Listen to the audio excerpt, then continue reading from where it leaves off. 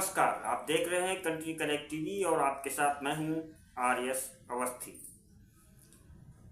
दिल्ली में मुख्यमंत्री के नाम से सस्पेंस खत्म हो गया है, पर्दा उठ गया है और रेखा गुप्ता दिल्ली की चौथी महिला मुख्यमंत्री बनने जा रही हैं। बीजेपी विधायक दल की बैठक में रेखा गुप्ता के नाम पर मुहर लग गई। बता दें कि दिल्ली की शालीमार बाग सीट से पहली बार विधायक बनी रेखा गुप्ता दिल्ली की अगली मुख्यमंत्री होंगी। बीजेपी ने तमाम कयासों और तमाम अनुमानों को पीछे छोड़ते हुए महिला चेहरे पर दांव लगाया है और वैश्य समाज से आने वाली रेखा गुप्ता को सीएम बनाने का फैसला किया है। आज रामलीला मैदान में वो दिल्ली की चौथी महिला मुख्यमंत्री के तौर पर शपथ लेगी और आज एक बार फिर से पीएम मोदी ने अपने फैसले से सभी को चौंकाया है। कुछ लोग तो फैसले की जमकर तारीफ कर रहे हैं, तो वहीं कुछ लोग इस फैसले से नाराज भी दिख रहे हैं। पर सवाल ये कि आखिर रेखा गुप्ता को पीएम मोदी ने मुख्यमंत्री बनाने का फैसला क्यों किया? इसके पीछे प्रधानमंत्री मोदी की रणनीति क्या है?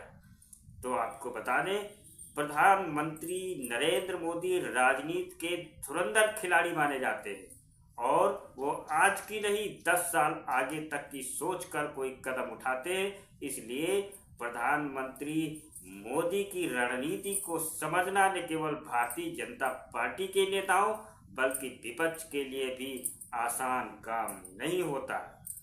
लेकिन आज हम चर्चा करेंगे कि आखिर प्रधानमंत्री मोदी ने रेखा गुप्ता को ही मुख्यमंत्री के लिए क्यों चुना।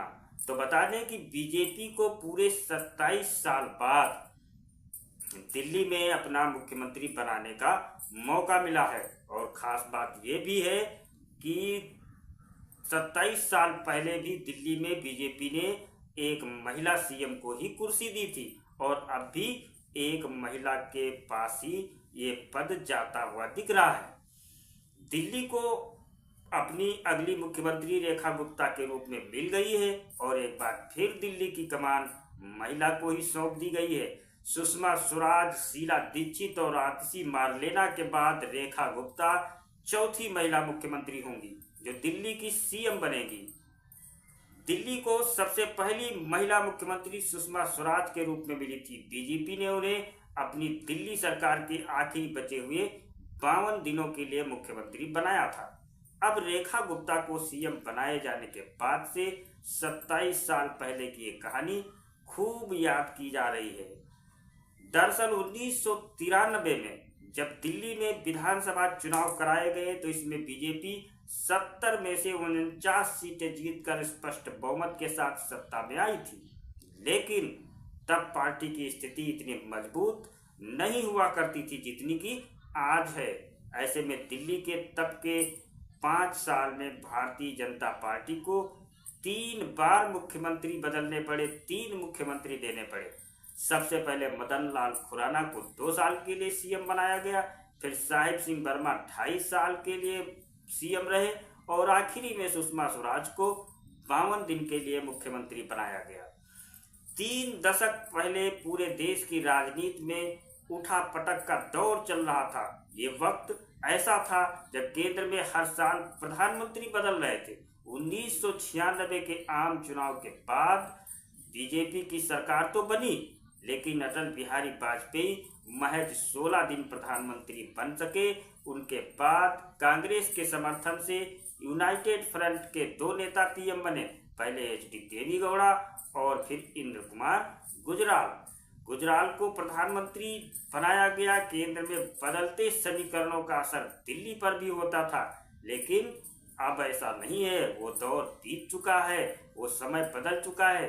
पिछले 2.5 दशकों से केंद्र में स्थिर सरकार है और केंद्र की स्थिरता राज्यों में भी स्थिर सरकार प्रदान करती है। बता दें, बीजेपी उस दौर में मजबूत आकार ले रही थी, लेकिन फिर भी वो कांग्रेस के मुकाबले कुछ हद तक कमजोर नजर आ रही थी। ऐसे में बीजेपी के मुख्यमंत्रियों को हाई कमान से इतना सपोर्ट नहीं मिल पाता था जितना कि आज मिल रहा है। उस दौर में बीजेपी हाईकमान अलग चुनौतियों से लड़ रहा था और सुषमा स्वराज दिल्ली की अलग चुनौतियों का सामना कर रही थी। लेकिन आज का वक्त ऐसा नहीं है।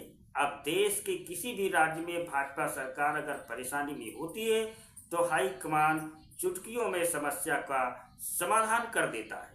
रेखा गुप्ता के साथ आज पूरी बीजेपी हाईकमान खड़ी है। बीजेपी की पहले की बीजेपी में मिलजुल कर फैसले लिए जाते थे। ऐसे में बीजेपी के कई कद्दावर नेताओं की बात को सुनना बेहद जरूरी होता था। लेकिन अब स्थिति बदली है।